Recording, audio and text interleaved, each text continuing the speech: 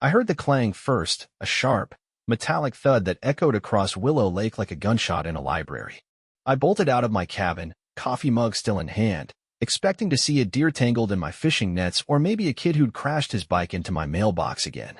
But what I saw stopped me dead in my tracks, a brand new, shiny black iron gate, standing smugly at the end of my dock, blocking my view of the lake I'd spent 25 years dreaming about.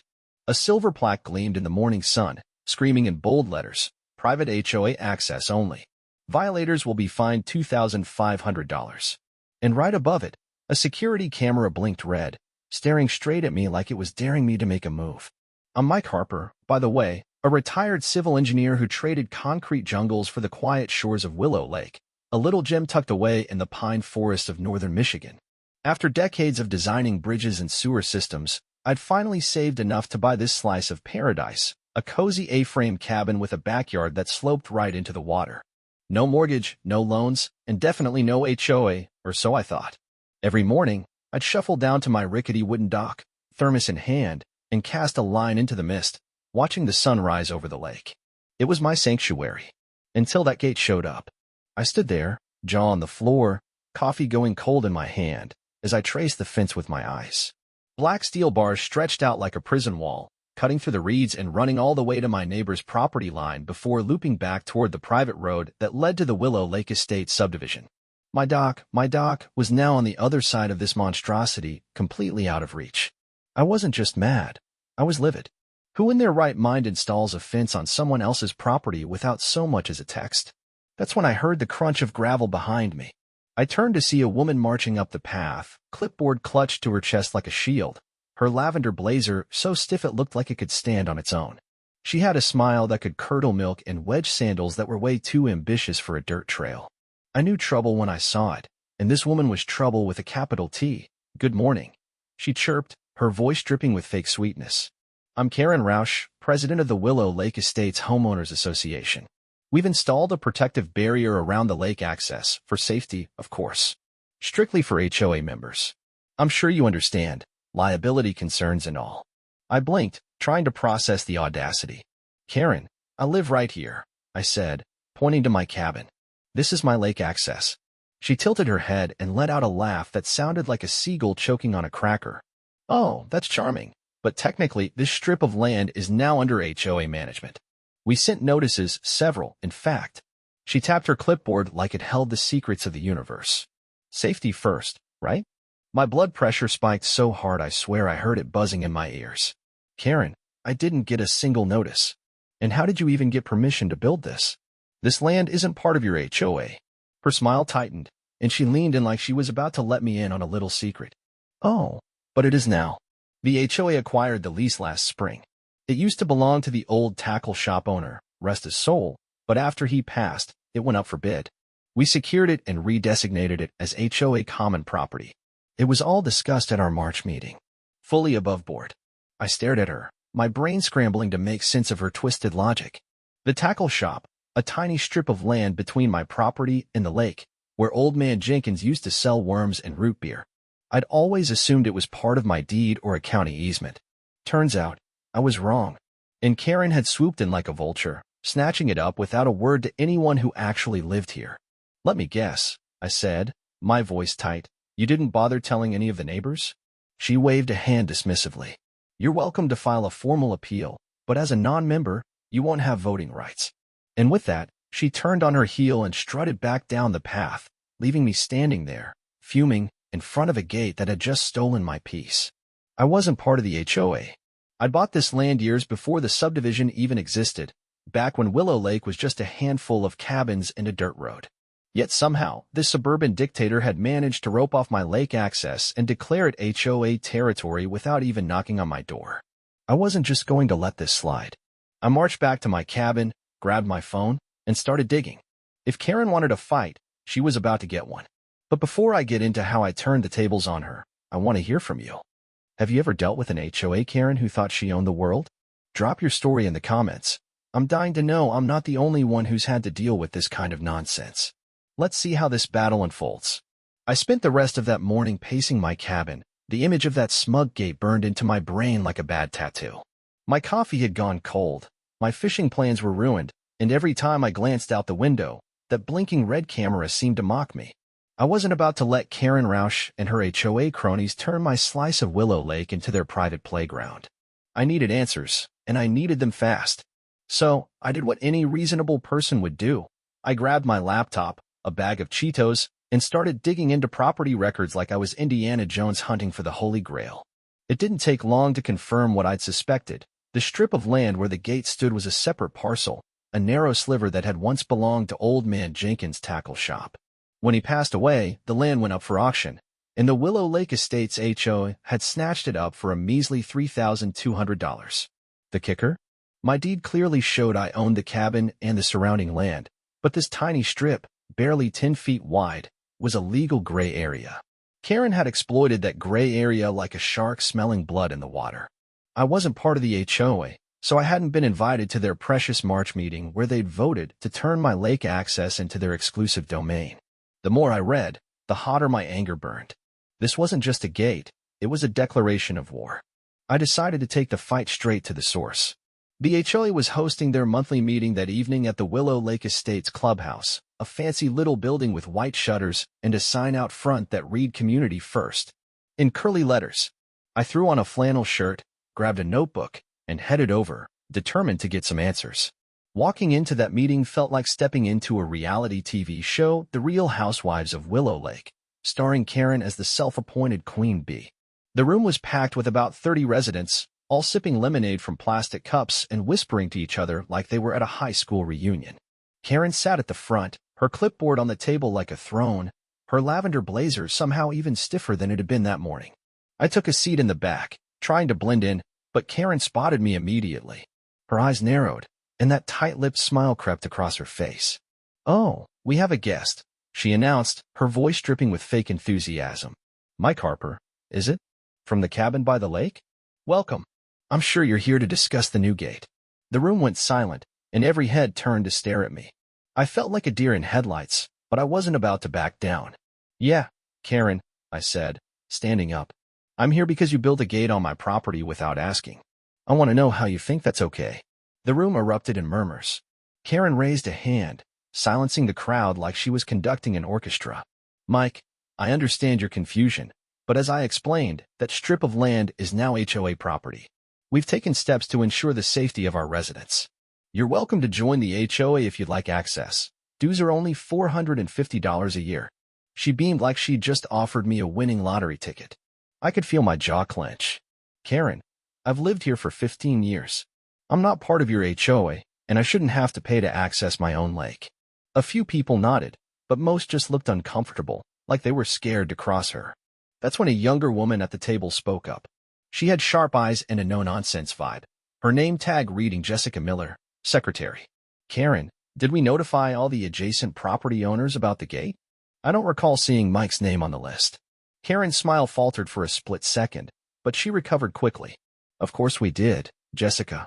We sent notices to all relevant parties. Mike must have overlooked them." I snorted. "Overlooked them? I didn't get a single letter, email, or carrier pigeon. You didn't even knock on my door."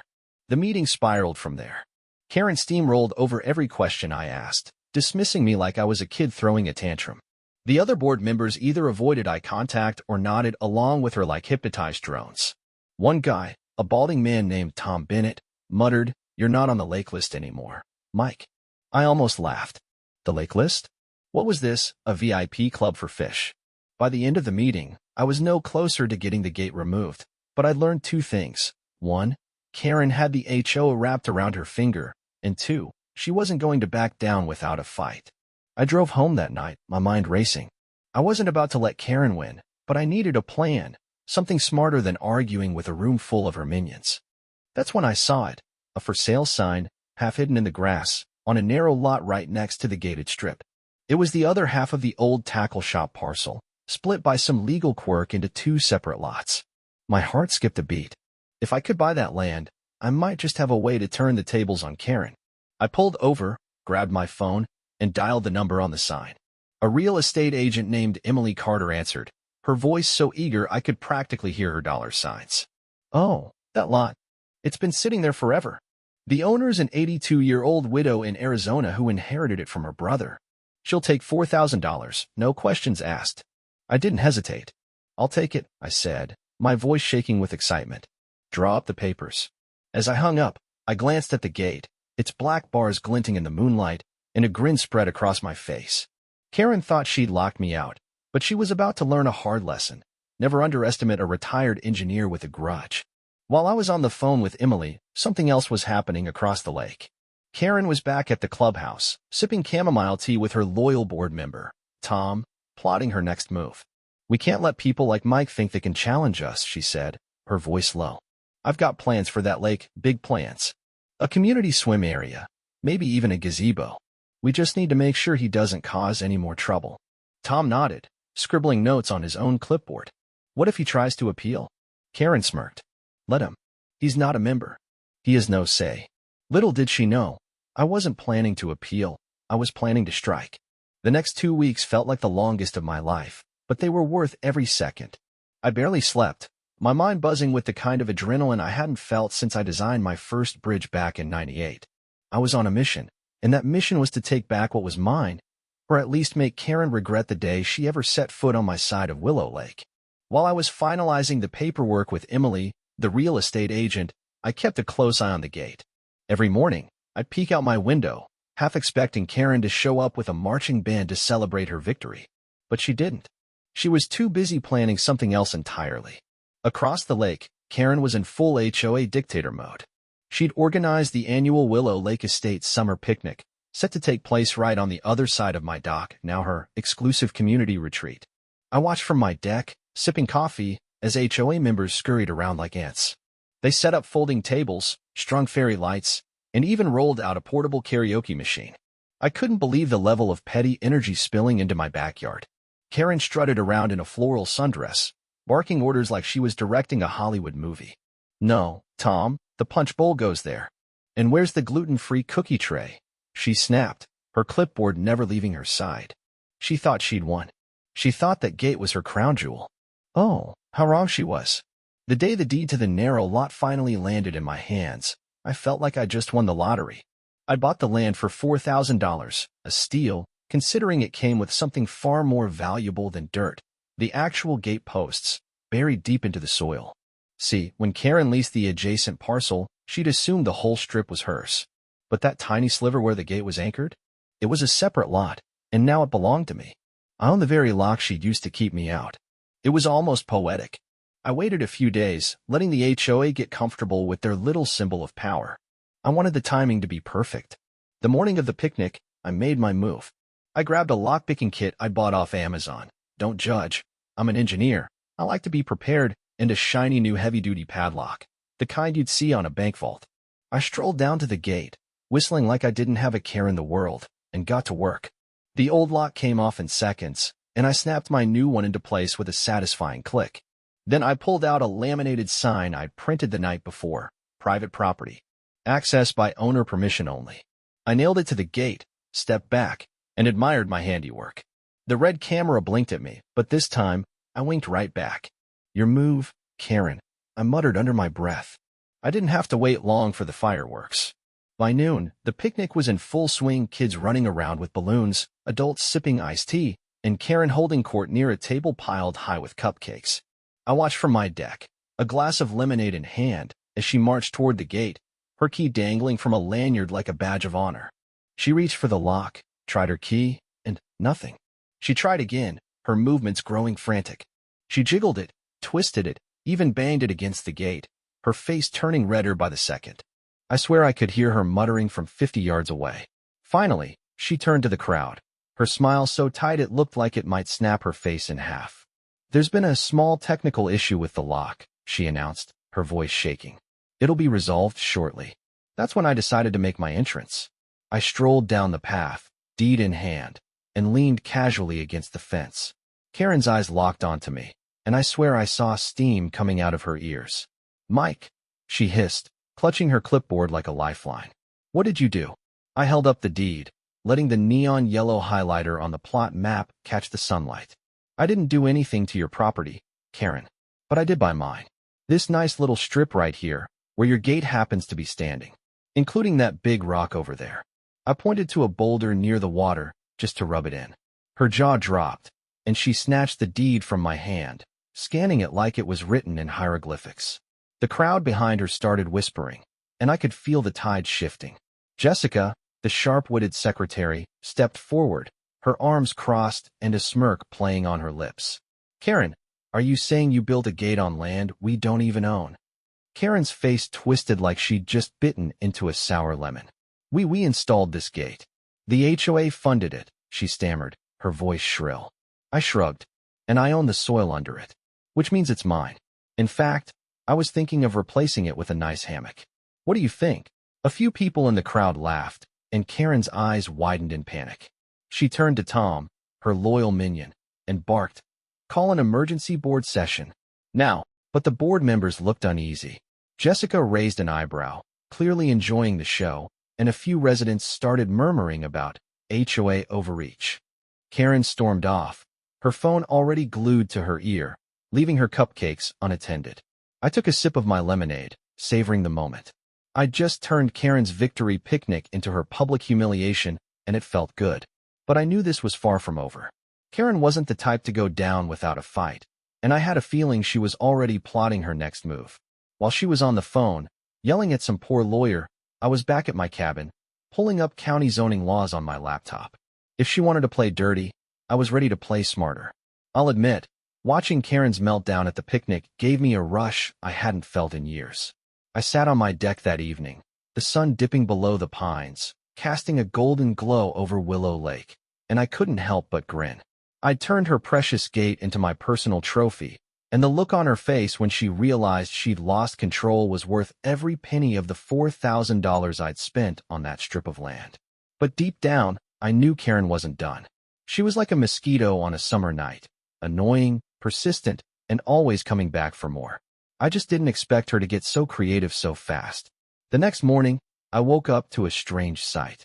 I shuffled down to my dock, or at least as close as I could get with the gate still in place, and noticed something bobbing in the water. Bright orange buoys, strung together with netting, floated about 20 yards from my shoreline, forming a makeshift barrier. A sign attached to the nearest buoy read, "Community Swim Area, HOA Members Only." I blinked, rubbed my eyes, and looked again. Nope, I wasn't dreaming. Karen had decided that if she couldn't win on land, she'd try to claim the lake itself. I couldn't believe the audacity. This wasn't just petty, it was next-level delusional. I grabbed my binoculars and scanned the other side of the lake. Sure enough, there was Karen, standing on the HOA's designated beach area, directing a couple of teenagers in kayaks as they adjusted the buoys. She was wearing a wide-brimmed sun hat and a neon yellow visor, looking like she was auditioning for a role in a cruise ship commercial. "Make sure the netting is tight," she shouted, her voice carrying across the water. "We don't want any non-members sneaking in." I lowered the binoculars, my blood boiling. She was trying to cordon off my side of the lake, as if she could just redraw property lines with a few buoys and a superiority complex. I wasn't about to let her get away with this. I marched back to my cabin, grabbed my phone, and called the county zoning office. A gruff-sounding guy named Dave picked up, and I explained the situation. "Karen, the buoys, the HOA's attempt to turn navigable waters into their private pool." Dave let out a long sigh, like he'd heard this kind of story 100 times before. "HOAs can't claim jurisdiction over public waterways," he said. "If those buoys are in navigable waters, they're unauthorized. I'll send someone out to check the property lines and water access zones. Sit tight." While I waited for the county to handle the buoys, Karen was doubling down on her new strategy. She sent out an HOA newsletter. I got a copy from my neighbor, Sarah, who lived in the subdivision and thought the whole thing was hilarious. The newsletter announced the new community swim area and included a map that conveniently ignored my property line, labeling the entire section of the lake near my dock as HOA territory. There was even a photo of Karen smiling next to the buoys, with a caption that read, "Expanding our community's horizons." Sarah handed me the newsletter with a smirk. "She's lost it, Mike. What's next, a floating HOA office?" I chuckled, but inside, I was fuming. Karen wasn't just trying to control the land. She was trying to control the narrative. She wanted everyone to believe this was her lake now, and I was just some grumpy outsider causing trouble. But I had a few tricks up my sleeve. While the county inspector was on his way, I decided to do some digging of my own.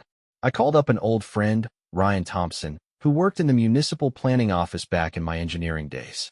Over a quick coffee at the local diner, we pulled up some ancient property records on his laptop. What we found made my jaw drop. Because the strip of land I'd bought was less than 8 feet wide in some spots and wasn't being used for any essential infrastructure, it qualified for reclassification under Michigan's non-commercial preservation clause. In other words, I could apply to turn my little sliver of land into a restricted access eco-habitat. No development, no events, no HOA picnics, nothing without my permission. Ryan grinned as he helped me draft the paperwork. "This is going to drive her up the wall, Mike," he said, sipping his coffee. "You're not just locking her out, you're locking her out with style." 2 weeks later, the county approved my application. My land was now officially an environmental rest corridor, complete with a shiny new sign from the county that read, "Protected Habitat, no unauthorized access." I nailed it to the gate right below my private property sign, and I swear I could feel the universe high-fiving me. The same day, the county inspector showed up to deal with the buoys. He took one look at the water, checked his maps, and shook his head.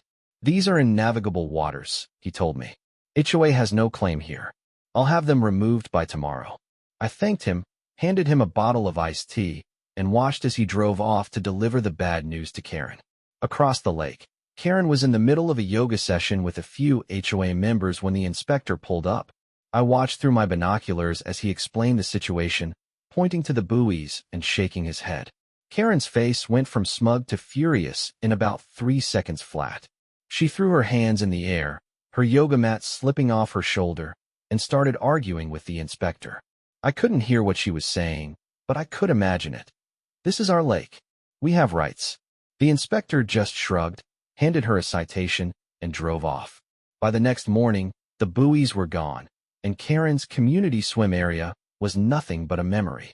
But Karen wasn't done, not by a long shot. She started showing up at the gate every day, pacing back and forth, snapping photos like she was building a case for the Supreme Court. One afternoon, I caught her red-handed. I was out back, watering my tomato plants, when I saw her crouched by the gate, a screwdriver in her hand, trying to loosen the hinges. I walked over, my shadow falling across her, and she froze like a kid caught stealing cookies. "Looking for something?" I asked, my voice calm but firm. She stood up, brushing off her knees, her cheeks flushed. "I was just inspecting the gate. Some residents said it looked unsafe." I raised an eyebrow. "Funny, the camera says no one's touched it but you." Her eyes widened. "You installed a camera?" I nodded. "It's legal on my property. Also has a pretty decent microphone." She stormed off, muttering under her breath, but I could tell she was unraveling. Karen was used to getting her way, and now she was losing, badly. I knew she'd try something else, something even more desperate. And I was right. But that's a story for the next part of this saga. With the buoys gone and my land officially a protected eco-habitat, I thought I'd finally gotten the upper hand on Karen. I could almost taste the peace I'd been craving since the day that gate went up. I spent the next few mornings fishing off the edge of my property, just beyond the gate, enjoying the quiet ripple of Willow Lake and the occasional splash of a bluegill. But if there's one thing I'd learned about Karen Rausch, it's that she didn't know the meaning of quit. While I was casting my line, she was plotting her next move, and this time, she took the fight online. It started with a notification on my phone. I'm not big on social media. I mostly use it to check fishing reports and swap recipes for smoked trout. But my neighbor Sarah texted me a link with the message, "You've got to see this, Mike." Karen's lost her mind. I clicked the link, and there she was, Karen, standing in front of a green screen backdrop of Willow Lake, her voice shrill as she waved a pointer stick at a blurry photo of my gate. "This is an outrage," she declared, her eyes wide with dramatic flair. "An entitled non-member has seized sacred community land and fenced it off like a tyrant." She'd labeled the gate with words like greedy, anti-neighbor, and my personal favorite, Lake Bandit. I couldn't help but laugh. Lake Bandit? Really? Karen had launched a full-blown campaign called Save Our Shoreline, complete with a Facebook group, a YouTube channel, and a series of TikToks that looked like they were edited by a teenager with too much time and not enough skill. In one video, she played dramatic music over a slideshow of the lake, intercut with stock footage of sad kids and confused ducks, actual ducks, quacking like they were in on the conspiracy. Her grand finale was a monologue under a stormy sky filter, where she ranted about how I'd weaponized bureaucracy to oppress an entire neighborhood. I watched, slack-jawed, as her videos started racking up views. One of them even got picked up by a clickbait blogger, and suddenly, my quiet little gate was trending under hashtags like #LakeLockout and #FreeTheDock. I was furious at first. I hadn't asked for this kind of attention.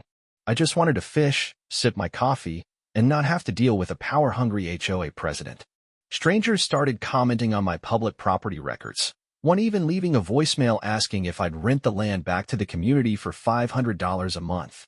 Another guy from Texas emailed me, saying he wanted to make a documentary about injustice in small-town America. I asked if he'd ever been to Willow Lake. He said no, but the story speaks for itself. I hung up, shaking my head. This was getting out of hand. But then, the internet did what the internet does best. It turned on Karen. Reddit threads popped up, dissecting her videos with the precision of a surgeon. Someone found a Yelp review she'd left for a nail salon in Detroit, calling it a den of incompetence because they didn't have her shade of lavender polish. Another user dug up complaints she'd filed in her previous HOA in Ohio, where she tried to fine a family for planting sunflowers because they were too tall. A thread titled "Karen Tried to Steal a Lake and Got Owned by a Fishing Guy" made it to the front page, complete with a meme of me in my fishing chair, holding a lemonade, captioned "You shall not base." I'll admit, I laughed so hard I nearly spilled my coffee. While Karen's online crusade was imploding, things were heating up in the HOA itself.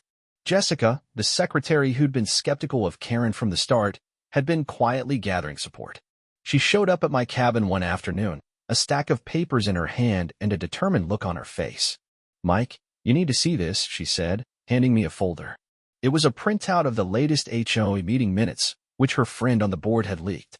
The notes were a goldmine. Karen had proposed a reclamation strategy to designate my land as a common greenway space through a contested vote. Basically, she was trying to vote her way into owning my property. She'd also allocated $6,500 of HOA funds to fencing and safety enhancements without proper approval, including a weekend board retreat at a spa in Traverse City, booked under her sister's name. I looked at Jessica, my eyes wide. "She's been using HOA money for personal stuff?" Jessica nodded, her lips pressed into a thin line. "That's not even the worst of it. She's been forging signatures on permits." "That gate?" She claimed it was on uncontested HOA land. It wasn't. And now the board is starting to ask questions. I leaned back in my chair, the pieces falling into place. Karen wasn't just a control freak, she was reckless. And that recklessness was about to be her downfall. Jessica and a few other board members called for a full audit of the HOA's finances. The results came back a week later, and they were a disaster for Karen. The $6,500 she'd spent on the gate and other enhancements hadn't been properly documented. The spa retreat? A clear misuse of funds.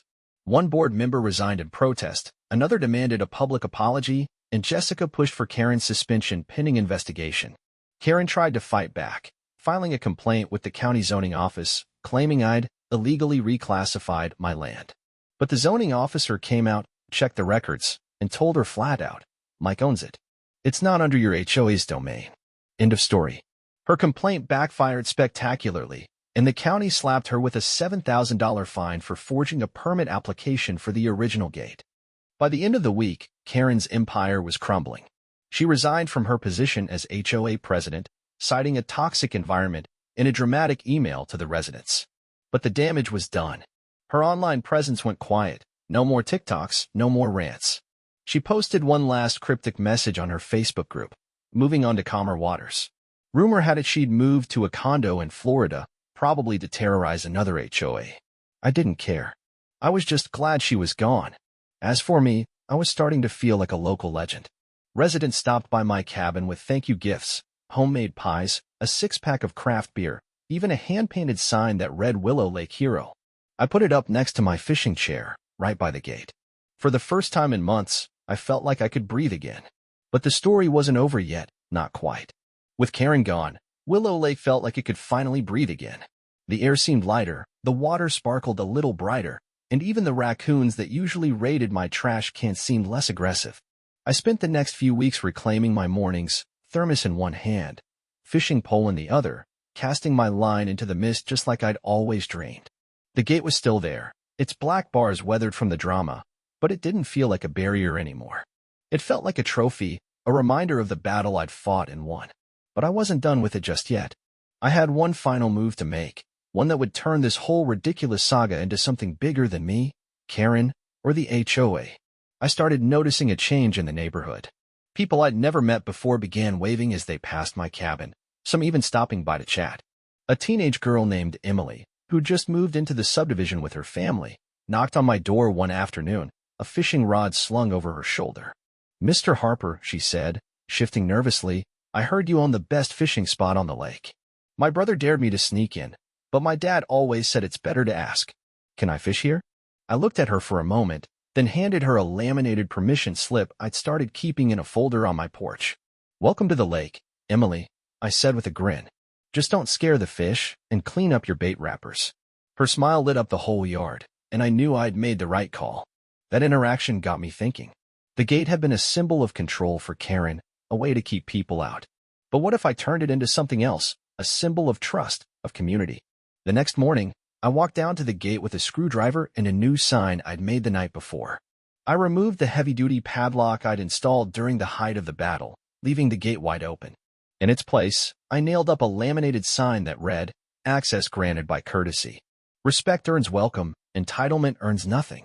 It wasn't a legal restriction anymore. It was a test of character. And you'd be surprised how many people passed it. Kids asked before fishing, retirees checked in before taking their evening walks, and even the HOA members who'd once sided with Karen started treating the area with a newfound respect. The HOA itself was undergoing a transformation. Jessica had stepped up as the new president, and she was determined to make things right. She invited me to a board meeting, not as a member, but as a community consultant.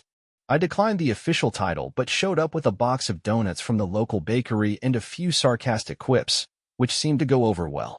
Jessica and the new board were rewriting the HOA charter, focusing on transparency and neighborly cooperation.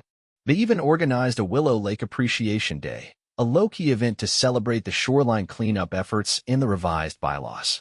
I thought it was a nice gesture until they sprung a surprise on me. I was on my dock, showing Emily how to bait a hook without flinching, when I heard my name blaring through a megaphone. "Mike Harper, come on up." Jessica's voice echoed across the lake. I turned to see a small crowd gathered near the HOA beach, clapping and cheering. Kids held up hand-painted signs that read, "Thanks, Lake Guy," and "We love the dock." One even had a cartoon of me with a fishing hat and a superhero cape, which I'm pretty sure Emily drew.